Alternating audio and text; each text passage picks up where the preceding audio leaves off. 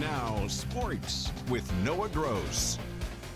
So when you look at me, you're obviously not going to think quarterback, right? It's hard to see over the offensive line at 5'8". Most are a bit taller, but for the Snyder quarterback here, he's more the height of a sports reporter.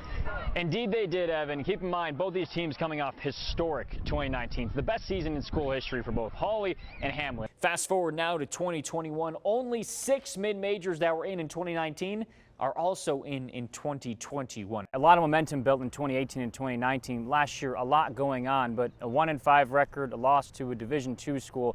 Do you think last year was a step back for ACU football? Players on the sidelines do not share water bottles, as that's usually very commonplace.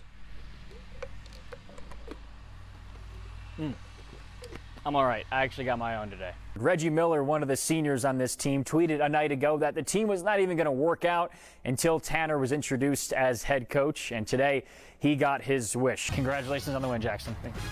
Well, if they're living on their defense and he scores 3 touchdowns, watch out, everybody in Class 2A. This is a dangerous Hamlin Pied Pipers team. And next week, they finally get to come back home against the Anson Tigers. A fall of 200 feet. Let's put that in perspective. That's about 67 yards, so most of a 100-yard football field. But their remaining slate is a bit daunting, so let's check out their schedule.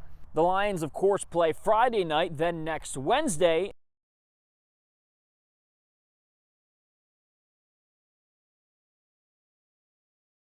There are things that go on with us that we don't bring to our families because it would be too much. 1. There is one high school head football coach of the nearly 70 teams in our area that is black. Bobby Campbell at Ranger. Having a black head coach, that's like a huge step in today's society because there's not many of them. One of Jashari Houston's assistant coaches, Jarrell Badon, is black. Badon is a former Abilene High and ACU football player who is now the co-offensive coordinator for the Eagles. He knows there may not be a lot of black coaches, but he remains focused. I mean, it's always in the back of your mind, but you don't want to have that influence on how you coach kids. I think it comes down to just the fairness and love of what we can give the kids, not just by our race or by our color. Last year, there was another black head coach in the Big Country, Aaron Ashford at Class 1A Trent. Ashford has also coached at some other small schools, Paint Creek and Throckmorton. We've all experienced Jim Crow in this profession. We've experienced the unfairness. Ashford and Badon alike don't want coaches hired just because they're black, but they simply want fairness. Give the men and women the opportunities to interview, come back for that second, third interview, to meet the parents, to meet the athletes, and to, we need that sincere opportunity. It's got to be something that you're aware of as an administrator, and moving forward have to be fair. The phenomenon of a low number of coaches being black is not just a problem at the high school level. As of March in the NFL, just 3 of the 32 head coaches were black. That's good for 9%. In Division I college football, 13 of the 130 head coaches are black. But here in the Big Country, leveling the playing field could be even more important. It's a small town and everybody knows everybody. So seeing a black head coach or more black assistant coaches, that'll make this city really appreciate that. And the benefits of having a black head coach run deeper than just simply being fair. There's a perspective that our culture brings that we can bring to other students that they haven't, that they may not have had before. For black players, seeing a black coach, that can provide inspiration to enter the field themselves. Those guys seeing, oh, well, if I want to take that avenue, I can do those same steps.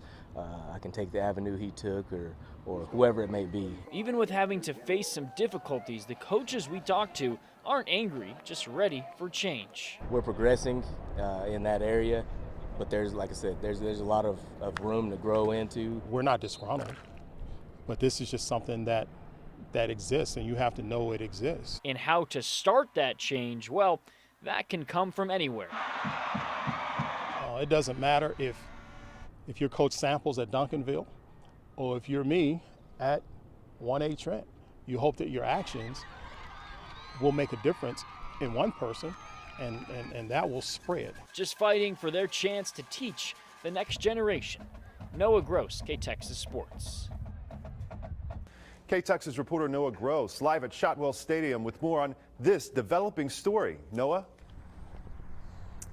Yeah, good evening, Will. So behind me, Shotwell Stadium, of course, the biggest stadium in the big country. Friday nights in the fall, a bunch of student athletes are playing down in the field in front of packed crowds. Those are all public school students, but this piece of legislation could change that. Really, I play everywhere. My favorite position is center mid, just right in the middle. Rivers Rodriguez is 16, a standout soccer player, and homeschooled by his parents. She's the teacher, I'm the principal. David and Francisca Rodriguez homeschool all 6 of their kids. Rivers is my oldest, he's 16, and Grace is the youngest 4. And all 6 are very involved in athletics. We love the thrill of competition. We just love what you learn through the success and failure. But their kids and other homeschooled students across the state are not able to compete in UIL extracurriculars. They play with club teams. Not being able to expose them to all levels of competition hinders them in a lot of ways. Now a bill is at the state capitol that would allow homeschooled students to participate in UIL extracurriculars, but there's a lot of opposition. Are you opposed to the bill? Yes. AISD Superintendent Dr. David Young tells us that to participate in UIL activities with AISD, a student has to be with them for 5 periods in the school day. But it's not like that everywhere. What if district down the road's policy is they only have to be there for 1 period? You know, that's an inequitable paradigm. And for coaches, they don't think it's fair to their students. Can you tell me why you're against this bill? You know, when you're homeschooled, you're not subject to the same rigor that a student in public education is, the same schedule, the same standards. There's also a fear of misuse of the system. And if homeschool students, because they can finish school a little sooner during the day, can go do those things, I don't think that's cheating at all. I don't think that people want to pass this law because they want to be able to abuse the system. But unfortunately, I feel like we would start a fire that we couldn't put out. And to be clear, not all homeschool families want this bill. There's some disagreement within that community as well. And an update on the bill, it has officially passed through the House and is currently in the Senate Education Committee in Austin. We knew it would take quite the story to have this not be on the high school level, and this one certainly is. It's now been just over a year since a day that nobody around ACU athletics is going to soon forget. But even more memorable is what has happened after. That story is our Game of the Week feature presentation. This may just look like 2 brothers playing catch, but when you know their story, it's so much more. Undescribable feeling just to see him where he is now and where he came from. Where he came from. After a standout career at what was then called Midland Lee High School, Samaje Davis came to the big country to play quarterback at ACU. It was amazing. Obviously, I knew that he would get there because that's always been the goal, you know, and he's been talented forever. Samaje broke out in 2019 where he played in every game and made his first start. Now to just over a year ago, early morning of October 8th, 2020. Authorities are investigating a multiple car crash that happened overnight at the intersection of Ambler and Treadway here in Abilene. And at first, I didn't really believe it was real. And then you just sitting on the edge of the bed, just thinking about it. And then it just finally hits me. Less than a mile from ACU's campus, a car going over 100 miles an hour ran a red light and hit 2 vehicles, including the one Samaje was driving. The ACU quarterback was treated in Abilene, then airlifted to Fort Worth, but was slowed down because of fog, so his family was already there. I just remember that being a really hard moment because my dad in particular, he was like, you know, they should be here by now. You know, why aren't they here? You know, he just wanted to, you know, have eyes on his baby, of course. When the airlift did arrive, the Davis family saw how badly Samaje was hurt. A broken femur, protruding collarbone, and most serious, impact to the brain. Samaje was in a coma for 2 weeks. I was weeping, I was crying, I was bawling, and but my younger son, we were talking about it, and he was telling me, "Dad, it's gonna be okay. He's gonna be all right," you know. So that's when I met God, literally I met him, but he didn't talk to me. Jesus talked to me, and he just said, yeah, it wasn't your time yet. Through faith, the family was able to believe. I would walk around that hospital. Yeah. I would walk around that hospital, and I would just pray. You know, something came over me that it's done. He's gonna be all right.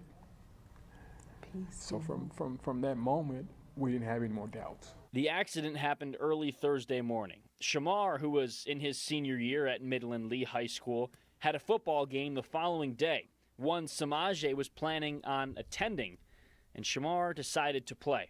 I went back that Friday, that same day, to play, decided to wear his number. Had an emotional game, but I had a pretty big game. Wearing Samaje's number 9, Shamar tallied over 220 yards and scored a touchdown. Back at the hospital, Samaje had tested positive for COVID-19, and the Davis family would read to him through an iPad when one day his mom got a feeling. I said, you know what? He is going to open his eyes today in Jesus' name. He's going to open his eyes. And later that evening, we see our baby open his eyes. And I remember the receptionist at the desk, everybody cried. Everybody rejoiced. I think it was the best highlight of that evening for everybody. Progress did not always come easy, but it was constant. He was always doing something he hadn't done the day before. Starting with relearning how to just talk and walk, Samaje shattered any expectations set in front of him. I do more than what people expect, you know? Like, if people expect 10 reps, I'm going to give them 20. I'm going to give them 30. Fast forward to this football season, September 18th, Senior Day, ACU hosting UT Permian Basin. Samaje was there, stepping back onto the field and did the pregame coin flip alongside a freshman from UTPB, his younger brother, Shamar. It was just great seeing him out there where he wanted to be again, him having a big smile on his face, excited. He's been waiting for that moment for about 2 months. We've been talking about that game for about 2 months. Just throughout that whole thing, I was like, oh my goodness, I'm really here at this game watching them play. It's been a year of massive challenges and overcoming them with an unbreakable drive. So what did Samaje learn from it all? One word, you know, God. He's the man that works, you know. So as long as I trust him, stay on through this process, he gonna get me back to where I was, and he gonna get me better than I ever was. Samaje is currently taking classes online in Midland and plans to return to Abilene in the spring. He has 2 goals right now: to graduate and get back doing what he loves, playing football. I just want to be a great player wherever I'm at, you know. If I'm at quarterback, receiver, running back, tight end, anything, I want to be great at that. This Wildcat has a nickname of Superman, one that he's lived up to and then some. We're not going by, what the doctor, he's making his own goals and crushing them, so he's unstoppable by the grace of God. So, that in itself, that's Superman. Downside. Getting knocked down and getting back up stronger, looking a lot like a man of steel.